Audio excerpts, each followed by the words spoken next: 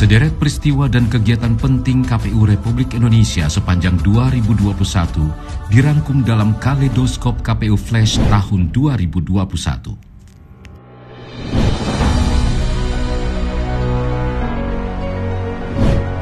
Januari, torehan tinta sejarah, tepatnya tanggal 6 Januari 2021, Bernard Dermawan Sutrisno dilantik sebagai Sekretaris Jenderal KPU Republik Indonesia, menakodai Sekretariat Jenderal menyiapkan profesionalitas kesekretariatan KPU, khususnya menghadapi pemilu dan pemilihan serentak 2024. KPU RI mengadakan rapat kerja data pemilih untuk vaksinasi nasional bersama Kementerian Kesehatan Republik Indonesia.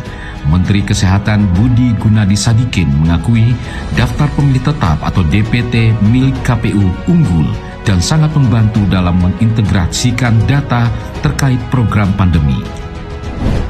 Februari, dalam rangka menyempurnakan Sirekap, KPU RI menggelar rapat evaluasi terhadap penggunaan Sirekap pada pemilihan 2020 lalu.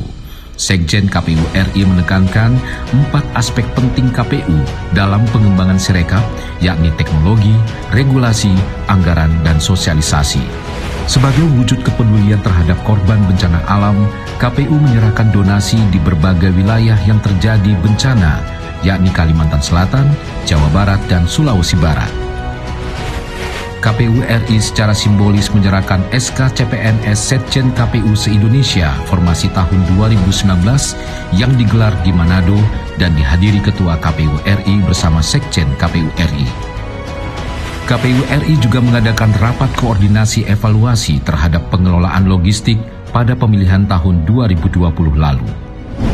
Maret, KPU RI bersama Kemenkes RI melakukan penandatanganan kerjasama pemanfaatan data pemilih untuk program vaksinasi COVID-19.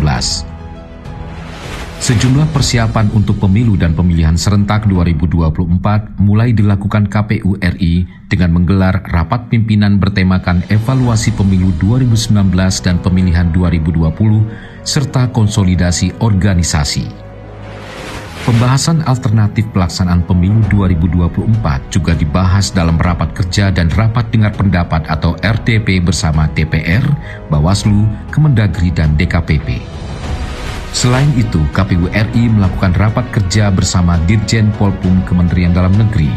Sekjen KPU RI Bernard Dermawan Sutrisno menekankan 6 hal penting, antara lain simulasi tahapan, pemutakhiran data pemilih, sumber daya manusia, sarana dan prasarana, anggaran, serta teknologi informasi.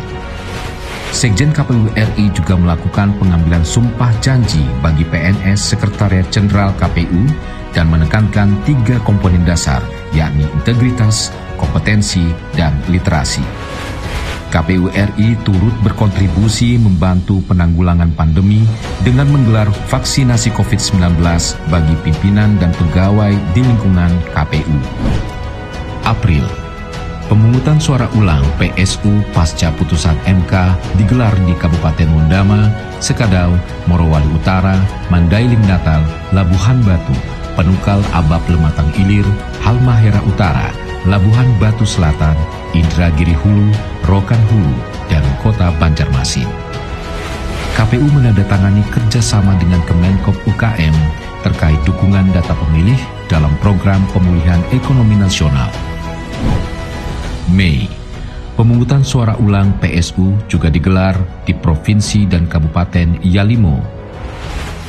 KPU RI melaksanakan rapat koordinasi kehumasan atau Bakohumas bersama KPU Provinsi seluruh Indonesia. Ketua dan Sekretaris Jenderal KPU Republik Indonesia juga memberikan pengarahan umum pada apel pagi bagi pejabat dan pegawai KPU RI.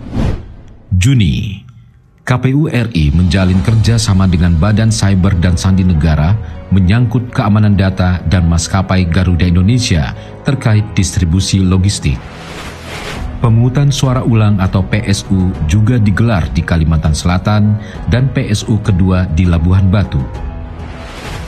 Atas kerja keras KPU RI, akhirnya meraih opini wajar tanpa pengecualian atau WTP dari Badan Pemeriksa Keuangan.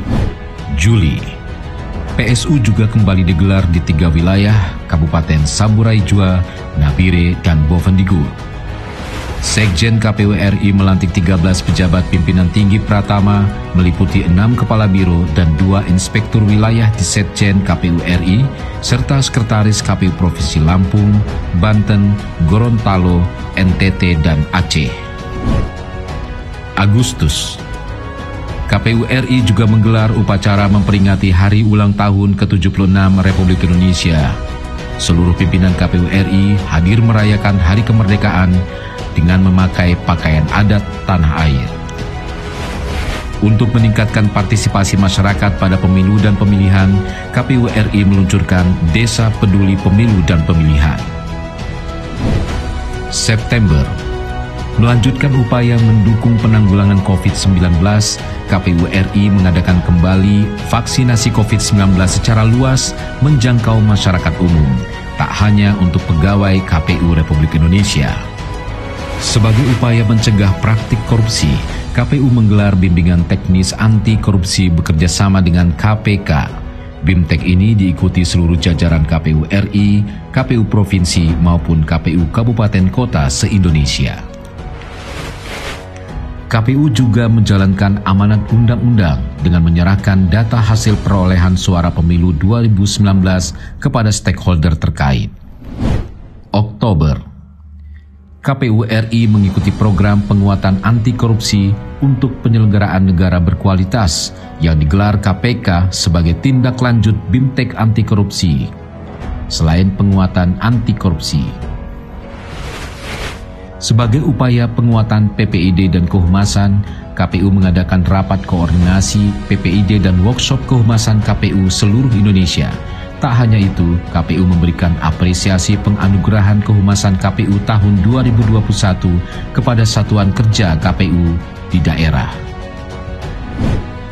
November, menjelang akhir tahun, KPU kembali menggelar rapat pimpinan KPU RI, KPU Provinsi, dan KPU Kabupaten Kota yang dihadiri Presiden Republik Indonesia Joko Widodo dan didampingi Menteri Dalam Negeri secara daring. KPU RI meraih juara 1 Lelang Awards kategori Lelang Non-Eksekusi Wajib dan juara 2 BMN Awards kelompok 3 kategori utilisasi dari Kementerian Keuangan Republik Indonesia. Desember, KPU RI menggelar sosialisasi kearsipan di lingkungan Sekretariat KPU RI, KPU Provinsi, dan KPU Kabupaten Kota untuk mewujudkan arsip pemilu yang lengkap. Menindaklanjuti evaluasi pemilu 2019, KPU RI mengadakan simulasi pemungutan dan penghitungan suara dengan desain surat suara dan formulir yang disederhanakan. Sepanjang 2021, simulasi digelar di 3 wilayah yaitu Manado, Bali, dan Medan. KPU RI kembali menoreh prestasi di akhir tahun, mendapatkan penghargaan terbaik 1 JDIHN dari Kementerian Hukum dan HAM Republik Indonesia. Menutup serangkaian kegiatan sepanjang 2021, KPU menggelar refleksi akhir tahun dengan mengundang berbagai narasumber. Pada kesempatan refleksi ini, KPU RI juga melakukan perjanjian kerjasama dengan Kementerian Dalam Negeri, penyerahan sertifikat ISO 27001-2013, dan meluncurkan program baru podcast KPU RI.